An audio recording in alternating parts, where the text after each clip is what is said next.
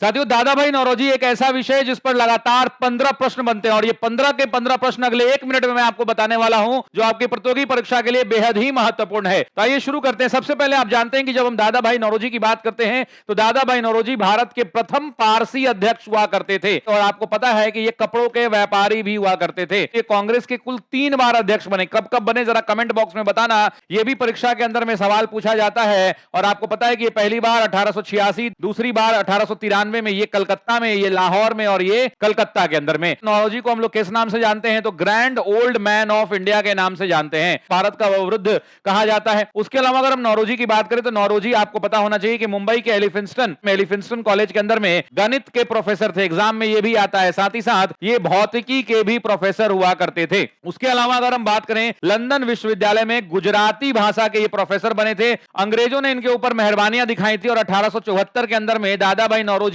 बड़ौदा के दीवान भी बनाए गए थे। जो बड़ौदा है उस बड़ौदा के ये दीवान भी बनाए गए थे। कपास के दादा भाई नौरोजी बहुत बड़े व्यापारी हुआ करते थे और ये प्रथम भारतीय थे मेरे दोस्तों, प्रथम भारतीय थे जिन्होंने लंदन में चुनाव जीता था। कब चुनाव हुआ था? तो 1892 के अंदर में लंदन जाकर किस पार्टी से जीते थे? एग्जाम में पूछता है तो लिबरल पार्टी से। पूछता है किस सीट पर इन्होंने चुनाव जीता था? तो फिन्सबेरी सीट पर जीता था। पूछता है कि कौन से सदन में गए थे? तो लोकसभा में चुनाव जीते थे, यानी हाउस ऑफ कॉमन के अंदर में जीता था। आपको पता है इनका जन्म 1825 में हुआ था और ये बॉम्बे में पैदा हुए थे। एक पारसी परिवार में थे और एलिफिंस्टन कॉलेज के अंदर में प्रोफेसर थे। उसके अलावा 1892 में लिबरल पार्टी में ये चुनाव जीते थे। लेकिन ध्यान रखिएगा, चुनाव लड़ने वाले ये दूसरे भारतीय थे। तो एग्जाम में सवाल आता है कि आखिर वो पहला भारतीय कौन था? तो लाल मोहन घोष हुआ करते थे। इस बात को ध्यान रखिएगा।